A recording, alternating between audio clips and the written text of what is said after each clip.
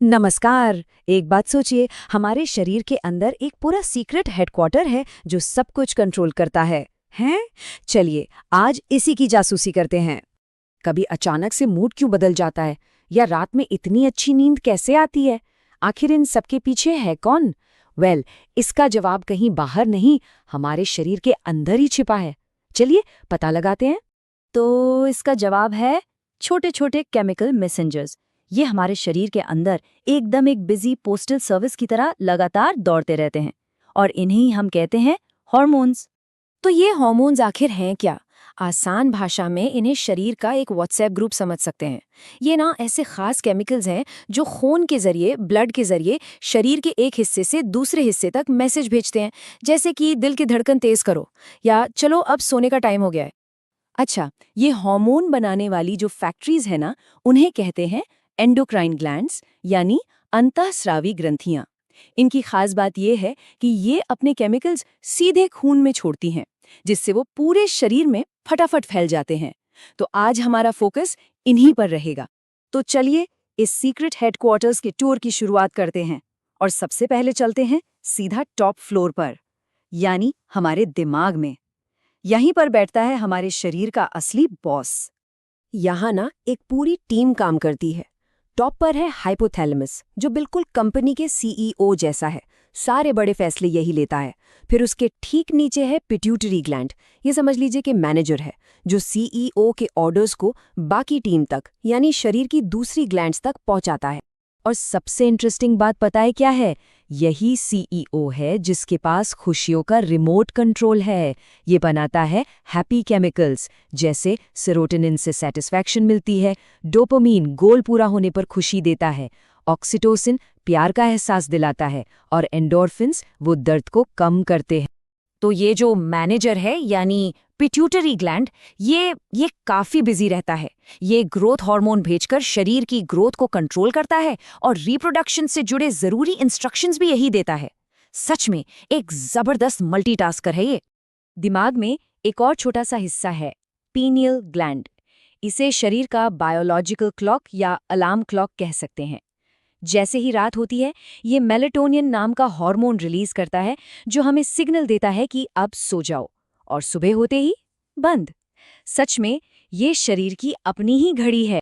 चलिए अब दिमाग से थोड़ा नीचे उतरते हैं और देखते हैं कि शरीर का एनर्जी डिपार्टमेंट कैसे काम करता है। ये वो ग्लैंड्स हैं जो ये डिसाइड करती हैं कि हमारा शरीर एनर्जी का इस्तेमाल कैसे करेगा। हमारी गर्दन में ना एक बटरफ्लाई शेप्ड ग्लैंड होती है, थायराइड ग्लैंड। ये हमारे शरीर के इंजन की स्पीड को कंट्रोल करती है, यानी मेटाबॉलिज्म को। और हाँ, इस इंजन को ठीक से चलाने के लिए आयोडीन नाम का फ्यूल बहुत जरूरी है, जो अक्सर नमक से मिल जाता है। यहाँ पर बैलेंस का एक बेहतरीन एग्जाम्पल देखने को मिलता है। थायराइड और पैराथायराइड ग्लैंड्स, ये दोनों मिलकर शरीर में कैल्शियम लेवल को कंट्रोल करते हैं। देखिए, जब कैल्शियम ज्यादा होता है तो थायराइड उसे कम करता है, और जब कम होता है तो पैराथायराइड उसे बढ़ा देता है। बिल्कुल परफेक्ट टीम वर्क। अच्छा, अब बात करते हैं शरीर के शुगर मैनेजर की, यानी पैंक्रियाज। खाना खाने के बाद जब ब्लड शुगर बढ़ता है ना, तो इंसुलिन उसे कम कर देता है, और जब एनर्जी की जरूरत पड़ती है तब ग्लूकागॉन स्टोर्ड शुगर को वापस यूज के लिए ले आता है। ये भी एक लगातार चलने वाला बैलेंस है। तो अब मिलते हैं शरीर की इमरजेंसी रिस्पॉन्स टीम से। ये वो ग्लैंड्स हैं जो किसी भी खतरे या स्ट्रेस की सिचुएशन में तुरंत एक्शन में आ जाती हैं। एड्रेनालिन रश को समझने के लिए एक छोटा सा एग्जाम्पल लेते हैं। मान लीजिए कोई सीढ़ियों से उतर रहा है और अचानक उसका पैर फिसल जाता है। उस एक सेकंड में क्या होता है? बस उसी पल में एड्रेनल ग्लैंड्स एड्रेनालिन का एक शॉट रिलीज करती हैं।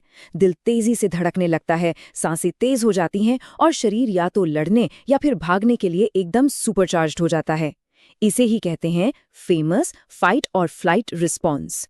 हमारी छाती में एक इम्यूनिटी स्कूल भी है, जिसे कहते हैं थाइमस ग्लैंड।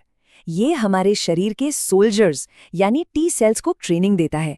लेकिन एक दिलचस्प बात यह है कि उम्र के साथ ये स्कूल छोटा होता जाता है। शायद यही वजह है कि बुढ़ापे में इम्यूनिटी थोड़ी कमजोर हो जाती है। और आखिर में चलिए बात करते हैं उन हार्मोन्स की जो लाइफ साइकिल को, यानी रिप्रोडक्शन और डेवलपमेंट को कंट्रोल करते हैं। देखिए, महिलाओं में ओवरीज एस्ट्रोजन और प्रोजेस्टेरॉन बनाती हैं, जो मेंस्ट्रुअल साइकिल और प्रेगनेंसी के लिए जरूरी हैं। वहीं दूसरी तरफ पुरुषों में टेस्टीज टेस्टोस्टेरॉन बनाते हैं, जो मेल कैरेक्टरिस्टिक्स और स्पर्म प्रोडक्शन के लिए जिम्मेदार है।